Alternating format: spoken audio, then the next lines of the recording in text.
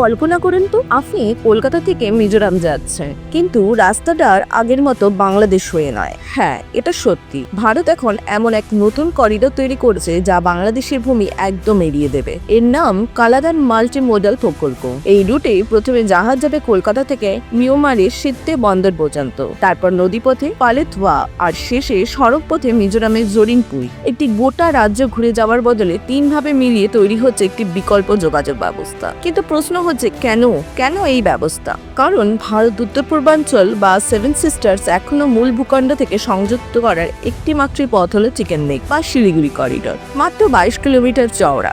চীন, বাংলাদেশ বা অন্য কোনো বিপদের সময় রাস্তাটি যদি ব্লক হয়ে যায়, উত্তর পূর্ব ভারত বিচ্ছিন্ন হয়ে পড়বে মূল ভারত ভূখণ্ড থেকে। তাই ভারত খুঁজছে আরো একটি নিরাপদ ও স্বাধীন পথ। বাংলাদেশের সঙ্গে সম্পর্ক আর আগের মতো নেই, সাথে কূটনৈতিক টানাপোড়েন বা চীনা প্রভাব থাকায় ভারত ভবিষ্যতের জন্য প্রস্তুত থাকতে চাইছে। এটা শুধু যোগাযোগ নয়, এটা একটি কৌশল।